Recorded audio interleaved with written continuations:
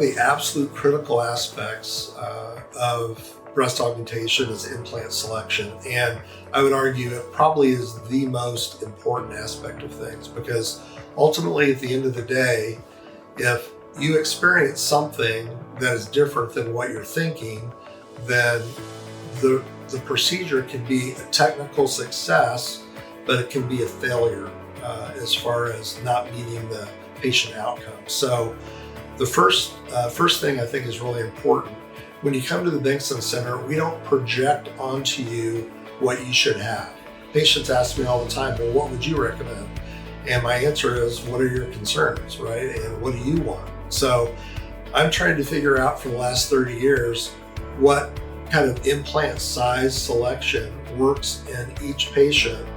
And hopefully that will be in the range that the patient is looking at. But basically what we do is we'll actually measure the width of your breast, kind of the inside to the outside of your breast. And we want to pick an implant that's within about 1 centimeter of that width. If you go and exceed that, then you can kind of get a breast on top of a wide implant, and you kind of get a double bubble or just an implant breast mismatch. And it can create too wide of a breast. The implants can touch in the middle. I've had to, correct thousands and thousands of different patients that have come in where the base width measurement has been disregarded, and it's really, really difficult sometimes to fix. So the critical aspect of things is determine that range. I tell patients it's like the Price is Right game.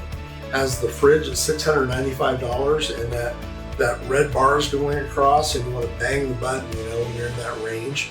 So it's about 150 cc's, 200 cc range that will fit.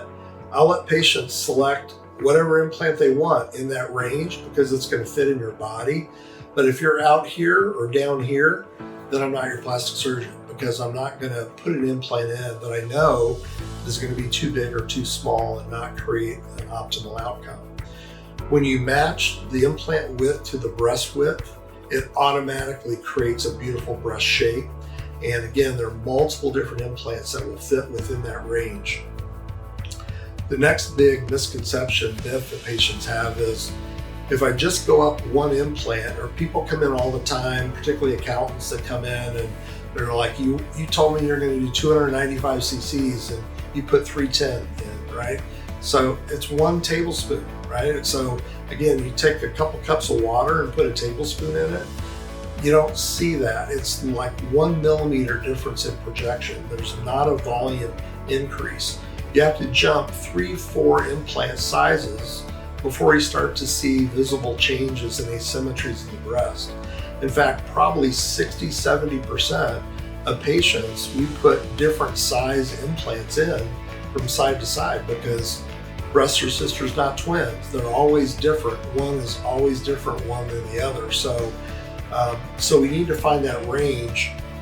And then to me, it's a really simple thing. It's not overly complex, or you don't want to spend too much time thinking about it. It's either I want to be as full as possible but still natural, or I'm decided I'm going to be a triathlete and I don't want my breast to interfere with my lifestyle. So I definitely want an augmentation, but let's go more on the lower side.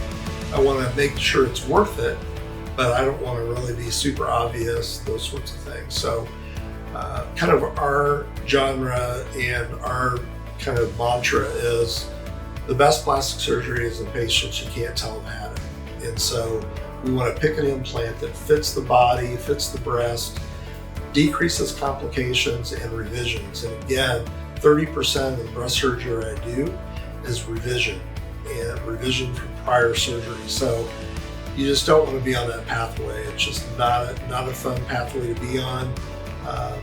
I always tell patients, I'm happy to look at your breasts whenever you want, ultrasound your implants, but I never want to see your implants again, right? So, the potential we have today is for a lifetime outcome.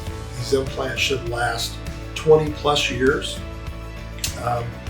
And we don't have the data fully to support that yet, but we do for 10 years. And just the way these implants are made, I think that they're going to create some very significant longevity. So So I think those are important things, and implant selection is the absolute key.